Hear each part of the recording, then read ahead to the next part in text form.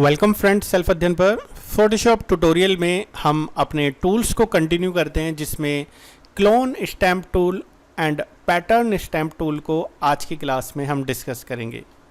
Clone stamp tool basically हम cloning के लिए इस्तेमाल करते हैं। मतलब हमें पिक्चर एरिया में से अगर सेम एरिया कहीं और क्लोनिंग करनी है तो ईजिली हम कर सकते हैं, या हमें बैकग्राउंड में कुछ पैटर्न चेंज करने हैं तो उस केस में हम पैटर्न स्टैम्प टूल का इस्तेमाल करते हैं। प्रैक्टिकली एक बार देख लेते हैं। कंट्रोल ओ से हम कुछ पिक्चर्स को यहाँ से ओपन कर लेते हैं और उन पिक्चर्स पे हम कुछ वर्किंग करेंगे। जैसे एग्जांपल के लिए हम एक पिक्चर में ये जो पत्ते आप देख रहे हैं, ये हमें यहाँ से इतने पोर्शन से हटाना है। तो हमने यहाँ से क्या करना है, हमें क्लोन स्टैम्प टूल पे जाना है। आप देखेंगे जो साइज़ है ब्रश का वो बहुत बड़ा है। आप सबसे पहले यहाँ से साइजेस देख लीजिए, साइजेस आप थोड़ा कम कर दीजिए अपने अकॉर्डिंग, या आप शॉर्टकट भी करना चाहें तो आपको मैंने बताया था स्क्वायर ब्रैकेट आप ऑफ दबाएंगे तो साइज़ बड़ा होगा, स्क्वायर ब्रैकेट आप ऑन दबाएंगे तो साइज छोटा होगा, या राइट क्लिक करके भी आप इसके साइजेस चेंज कर सकते हैं। और क्लोनिंग आपको कैसे करनी है, यहाँ पर कुछ ब्रशेस भी हमें दे रखे हैं तो इनको हम थोड़ा डिटेल में जानेंगे। फ़िलहाल हम यहाँ से ब्रशेस सिलेक्ट कर लेते हैं और ऑल्ट दबा के हम ये सोर्स पैटर्न यहाँ से ले लेते हैं। सोर्स यहाँ से ऑल्ट प्रेस करके हमने ले लिया, और क्योंकि हमारा सोर्स यहाँ से आ चुका है देन हम यहाँ से क्लिक करेंगे। आप देखेंगे ऊपर का एरिया नीचे की तरह यहाँ पर बन रहा है, और ऑल्ट दबा के आपको सोर्स देना है। तो एक तरीके से जब आप देखेंगे मैं यहाँ से इसे ड्रैग कर रहा हूँ तो ये प्लस का साइन यहाँ पर दिखा रहा है, यानी कि कहाँ से वो एरिया ले रहा है। तो आप जितना बड़ा लेंगे उतना ज़्यादा यहाँ पर वर्किंग होगा। ऑल्ट के साथ आपने यहाँ से सोर्स लिया और यहाँ से आप उसको यूज़ कर रहे हैं। तो ये है हमारी क्लोनिंग। इस तरीके से आप क्लोनिंग का इस्तेमाल कर सकते हैं। साइज़ बड़ा करेंगे तो काम जल्दी हो जाएगा, अदरवाइज़ हमारा थोड़ा हम धीमे धीमे करना चाहें तो इस तरीके से कर सकते हैं। आप देखेंगे कि पहले हमारी पिक्चर कैसे थी और अब हमारी पिक्चर कैसे है। F12 से हम वापस से अपने काम को रीसेट कर सकते हैं, या अगर हम चाहें तो कंट्रोल जे करके डुप्लीकेट लेयर पे हम वो वर्किंग कर सकते हैं, जिससे हमारी ओरिजिनल लेयर ख़राब ना हो। तो आप जब भी काम कीजिए आप हमेशा डुप्लीकेट लेयर पे काम करें, आपकी ओरिजिनल पिक्चर ख़राब ना हो, और आप चाहें तो बाद में उसे ऑफ कर सकते हैं। इसी तरीके से हम अगर इमेजेस का भी क्लोनिंग करना चाहें वो भी कर सकते हैं। आपको लेयर पे जाना होगा और ऑल्ट के साथ कैप्चर करना है, देन आप यहाँ से भी क्लोनिंग कर सकते हैं। यानी कि आप उसकी प्लेसेस को कहीं और अगर दिखाना चाहें अब वो भी दिखा सकते हैं। ओपेसिटी भी आप चूज़ कर सकते हैं। लाइक ओपेसिटी जब आप कैप्चर करें तो आप जब बनाएं तो वो कितने हल्केपन में वो दिखाई दे। जैसे मैरिज वगैरह में जो ब्राइडल की इमेजेस होती है उसी की हम क्लोनिंग कर देते हैं थोड़ा लाइट शेड में। तो इस तरीके से हम वर्किंग कर सकते हैं। F12 से हम वापस रीसेट कर देते हैं। आप अगर लेंगे वापस तो देखेंगे इस तरीके से हल्के हल्के जो फिल में हमारी इमेजेस शो हो रही है।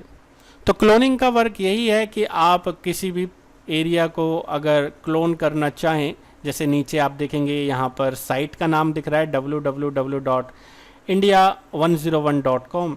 तो मैं थोड़ा ब्रश का साइज़ छोटा कर लेता हूँ, ऑल्ट के साथ कैप्चरिंग करके यहाँ से मैं इसको हटा देता हूँ। अब देखिए लाइट शेड में आ रहा है क्योंकि हमने ओपेसिटी कम की हुई है। हम ओपेसिटी को बढ़ा देंगे और ये हमारा अब जो ब्रांड था, जो वेबसाइट का डिटेल था, वो हमने क्लोनिंग की हेल्प से हटा दिया।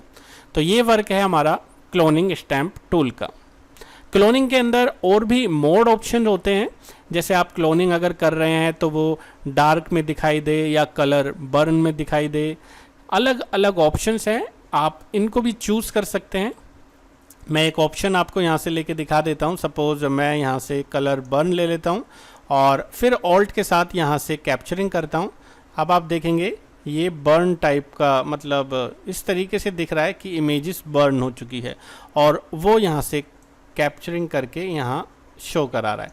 तो अलग अलग मोड्स हैं, अगर आप नहीं चाहते इस तरीके के मोड्स को तो आप यहाँ से रखिए नॉर्मल। तो इस तरीके से आप नॉर्मल रखेंगे तो आपका पूरा जैसा इमेज है वैसा ही उसकी क्लोनिंग दूसरी जगह पर हो जाएगी।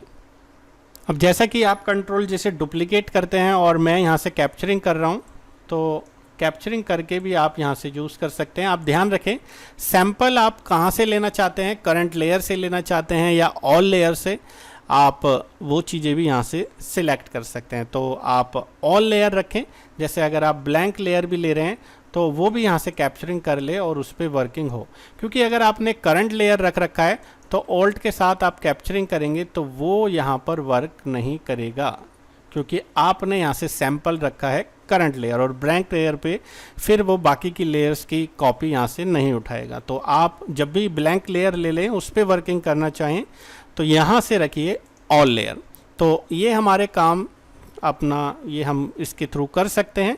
और भी यहाँ से सेटिंग्स हैं कि आप ब्रशेस की क्या स्टाइल्स चाहते हैं। सपोज़ मैंने यहाँ से ब्रशेस को चेंज कर लिया और ऑल्ट के साथ कैप्चरिंग कर लिया, तो आप देखेंगे ब्रशेस का जो स्टाइल है उस तरीके से वर्किंग हो रहा है। कुछ और हम ब्रशेस देखते हैं, लाइक हमने यहाँ से ऑल्ट के साथ ये स्टाइल ली है। आप देखेंगे इसकी आउटलाइन किस तरीके से हमें शो हो रही है, वो सब हम ब्रशेस के थ्रू कर सकते हैं। या किसी नई लेयर पर हमें वर्किंग करना है तो नई लेयर का साइज़ हम यहाँ से सिलेक्ट कर लेंगे और उसके बाद यहाँ पर हम इस तरीके से उसकी क्लोनिंग कर देंगे। तो ये हमारा वर्किंग रहेगा। क्लोनिंग का हम अलग अलग ब्रशेस को भी यहाँ से चूज़ कर सकते हैं। और भी ऑप्शंस यहाँ पर हमारे अवेलेबल हैं, जैसे हम अगर क्लोन के सोर्स पैनल को चेंज करना चाहें, जैसे अगर हम अभी यहाँ से चेंज कर रहे हैं तो आप देखेंगे कि यहाँ पर सेम डायरेक्शंस में वो हमें शो करा रहा है क्लोनिंग। तो यहाँ पर ऑप्शंस होता है कि आप मिरर वाइज इसको क्लोनिंग करना चाहते हैं, जैसे यहाँ आप देखें W ऑप्शन है, W यानी कि विड्थ, और इसको हमने मिररिंग कर दिया। अब मैं इसको यहाँ से डिलीट कर देता हूँ लेयर को, और इसको भी यहाँ से डिलीट कर देता हूँ। देन इसको मैं F12 से रीसेट कर देता हूँ। तो अब मैंने ऑल्ट के साथ यहाँ से कैप्चरिंग की और ये देखिए इमेज किस तरीके से मिरर टाइप में यहाँ पर दिख रही है। तो इस तरीके से भी हम इन सेटिंग्स का यूज़ कर सकते हैं। वर्टिकली करना है या फ्लिप करना है हॉरिजॉन्टली, वो हम सेटिंग्स यहाँ से चेंज कर सकते हैं। वापस से F12 से इसे रीसेट कर देते हैं, या इसकी विड्थ को हम चेंज करना चाहें, आप यहाँ से सपोज़ मैं इसकी विड्थ को कर देता हूँ 60%, और अब मैं ऑल्ट के साथ यहाँ से इसकी कैप्चरिंग कर रहा हूँ। तो जो दूसरी इमेज में क्लोनिंग कर रहा हूँ वो अब उसका साइज़ उतना रिड्यूस होके क्लोनिंग कर रहा है। तो ये एक्स्ट्रा सेटिंग्स है कि आप मिररिंग करना चाहें या आप जो क्लोनिंग कर रहे हैं उसका साइज़ रिड्यूस करना चाहें तो ये सेटिंग्स भी आप यहाँ से कर सकते हैं। अब बात करते हैं पैटर्न की। अगर मुझे इसी इमेज का बैकग्राउंड बदलना है, सबसे पहले मैं F12 से इसे यहाँ से रीसेट कर देता हूँ और यहाँ से चूज़ कर लेता हूँ जो मैंने पहले आपको बताया था, quick selection tool. Quick selection tool से हम इस इमेज को यहाँ से सिलेक्ट करा लेते हैं, और ये इमेज हमने यहाँ से सिलेक्ट करा दी है, और इसे थोड़ा हम ऑल्ट के साथ डिलीट कर देते हैं अगर एक्स्ट्रा सिलेक्शन हो जाए तो, क्योंकि पिक्चर में टच हो रहा है यहाँ पर ट्री, इसलिए वो सिलेक्शन वहाँ से ले रहा है। तो ये हमने यहाँ से सिलेक्शन करा दिया है, और अब हम इसका बैकग्राउंड सपोज़ बदलना चाहते हैं। तो बैकग्राउंड बदलने के लिए सबसे पहले मैंने कंट्रोल जैसे इसे डुप्लीकेट लेयर पे ले लिया। इस तरीके से आप देख सकते हैं थोड़ी क्लियर हमारी आउटलाइन नहीं आ रही है क्योंकि सिलेक्शंस प्रॉपरली नहीं है, और यहाँ पर कलर भी अलग अलग मिक्स है, इस वजह से हमारा इस तरीके से दिख रहा है। अब हम यहाँ पर बैकग्राउंड में पैटर्न डालना चाहते हैं, तो हमारे पास फोटोशॉप में बहुत सारे पैटर्न्स अवेलेबल होते हैं। हम एक और न्यू लेयर ले लेते हैं प्लस साइन से, और इस नए लेयर पे पूरा बैकग्राउंड में एक पैटर्न डाल देते हैं, यानी कि क्लोन स्टैम्प टूल के नीचे ही पैटर्न स्टैम्प टूल है जिसको आपको लेना है। नॉर्मल यहाँ से मोड रखना है और ब्रशेस के स्टाइल्स को चूज़ कर लेना है। साइज़ कितना चाहते हैं आप, वो हार्डनेस कितनी चाहते हैं ये आप रख सकते हैं, और उसके बाद आप यहाँ पर आगे की तरफ से बहुत सारे आपके पास ऑप्शंस अवेलेबल हैं, लाइक ट्री का पैटर्न डालना चाहते हैं, ग्रास से रिलेटेड चाहते हैं या वाटर से रिलेटेड पैटर्न डालना चाहते हैं, वो आप क्लिक करके चूज़ कर लीजिए और यहाँ से आप बैकग्राउंड में बदल दीजिए।